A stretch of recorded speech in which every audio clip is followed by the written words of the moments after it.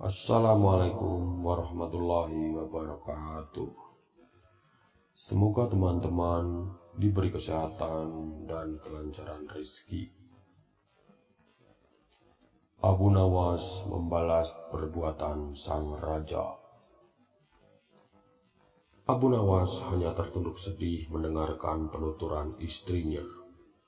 Tadi pagi, beberapa pekerja kerajaan atas titah langsung dari Baginda Raja Harun al-Rasyid membongkar rumah Abu Nawas dan terus menggali tanpa bisa dicegah. Kata mereka, tadi malam Baginda bermimpi bahwa di bawah rumah Abu Nawas terpendam emas dan permata yang tidak ternilai harganya. Tetapi setelah mereka terus menggali, ternyata emas dan permata itu tidak ditemukan. Dan Baginda juga tidak meminta maaf kepada Abu Nawas, apalagi mengganti kerugian. Inilah yang membuat Abu Nawas memendam dendam. Lama Abu Nawas memeras otak, namun belum juga ia menemukan cara untuk membalas Baginda Raja.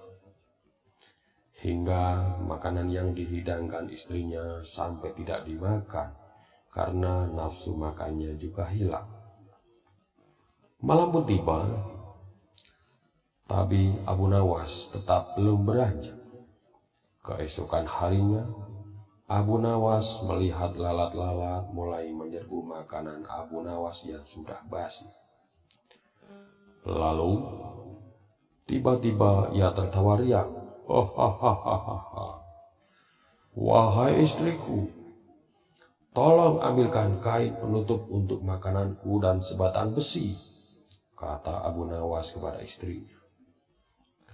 Untuk apa, wahai suamiku? Tanya istrinya heran.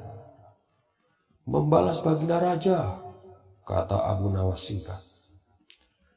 Dengan muka berseri-seri, Abu Nawas berangkat menuju istana.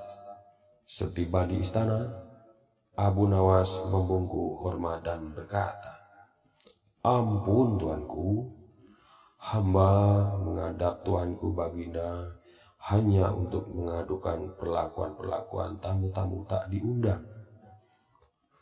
Mereka memasuki rumah hamba tanpa izin dari hamba dan berani memakan makanan hamba tuanku.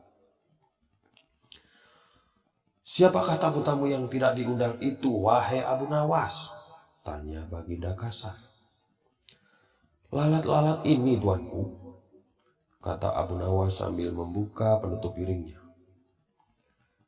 Kepada siapa lagi kalau bukan kepada Baginda junjungan hamba mengadukan perlakuan yang tidak adil ini. Lalu, keadilan yang bagaimana yang engkau inginkan dariku? Jawab Baginda Harun al-Rasyid.